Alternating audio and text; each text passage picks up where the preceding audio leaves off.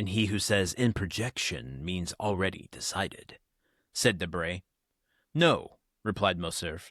My father is most anxious about it, and I hope ere long to introduce you, if not to my wife, at least to my betrothed, Mademoiselle Eugénie Danglars. Eugénie Danglars, said Monte Cristo. Tell me, is not her father Baron Danglars? Yes, returned Morcerf, a baron of a new creation. What matter, said Monte Cristo, if he has rendered the state services which merit this distinction? Enormous ones, answered Beauchamp. Although in reality a liberal, he negotiated a loan of 6 millions for Charles X in 1829, who made him a baron and chevalier of the Legion of Honor, so that he wears the ribbon, not, as you would think, in his waistcoat pocket, but at his buttonhole. Ah, interrupted Morcerf, laughing. Beauchamp, keep that for the Corsair, or the Charivari, but spare my future father-in-law before me. Then, turning to Monte Cristo, you just now spoke his name, as if you knew the Baron. I do not know him, returned Monte Cristo, but I shall probably soon make his acquaintance, for I have a credit opened with him by the house of Richard and Blount, of London, Arstine and Aeschylus of Vienna, and Thomson French at Rome.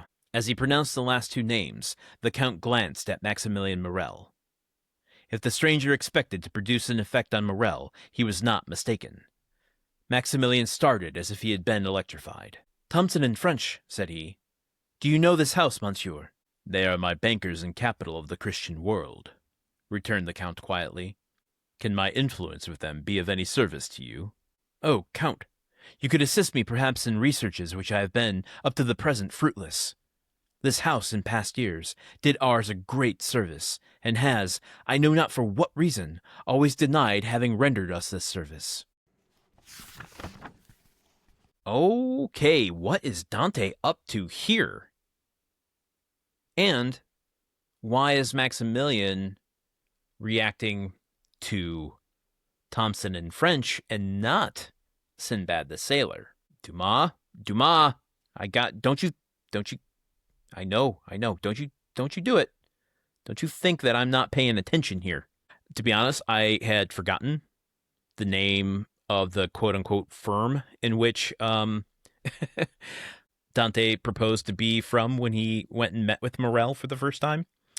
And we looked that up too, didn't we? God, what did we find about whether or not this is real or fake, and could someone look into it? Why would they if it was doing them this service? But Maximilian saying here that he's done research on them and couldn't find the information he was looking for in regard to them acknowledging what they did for his family. Let's actually pull that apart there. This house in past years did ours a great service, and has, I know not for what reason, always denied having rendered us this service. Always denied having rendered us this service. That means he's getting a response, right? The response is a denial. Otherwise, it would just be an absence of a response. I didn't hear from them. So, I mean, with Dante's wealth, it's easy to think that he set up his own bank, or at least a banking firm, right? That people could check in on, make sure that it's real, and that he's not just, a con artist, which he kind of is.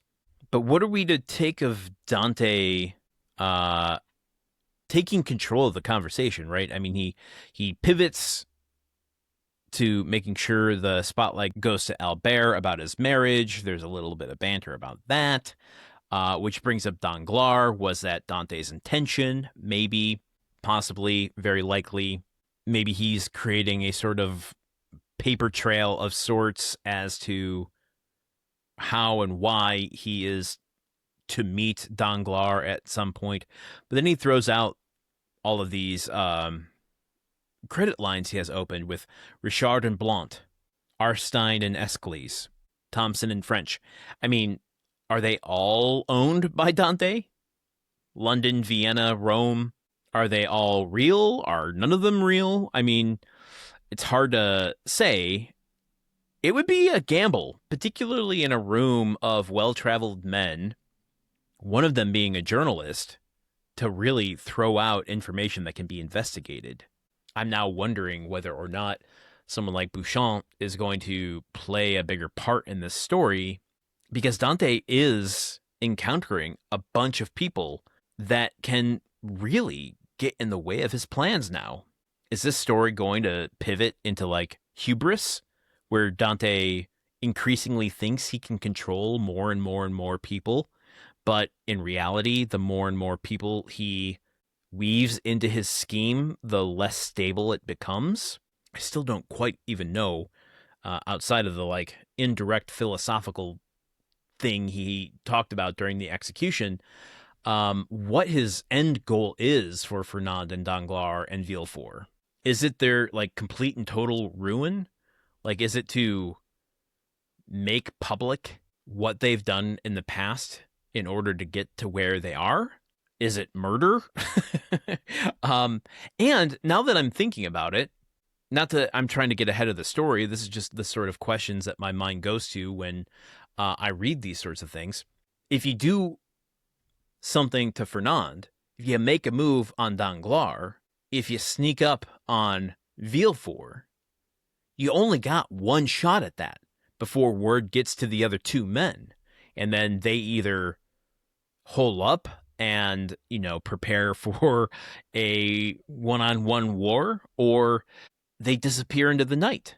So how is Dante going to unravel this? Is he going to get them all in the same place at the same time and make their ruin happen together?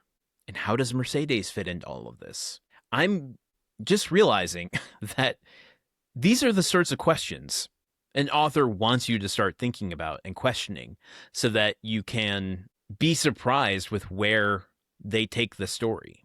I don't know. I don't have any indication of these things, and therefore, whatever Dumas has in plan is probably not anything I could ever imagine, which is why it's irrelevant to speculate.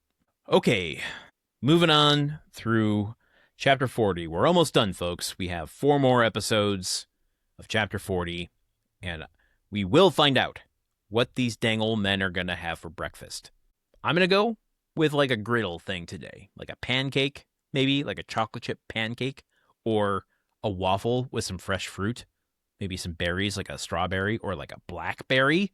If you thought about that, a little bit of powdered sugar, a little bit of syrup to go on it. Oh man, my mouth is watering. I gotta go get some. I gotta go get some waffles. Okay, until tomorrow, goodbye. The Countdown of Monte Cristo is part of the Gruntwork Podcast Network. This show is produced, edited, and hosted by Landon Solano. The original text of The Count of Monte Cristo by Alexandre Dumas. Theme song by Magic Solo. If you want to support the show and others like it, visit patreon.com/gruntworkpod. Thank you for listening. See you tomorrow.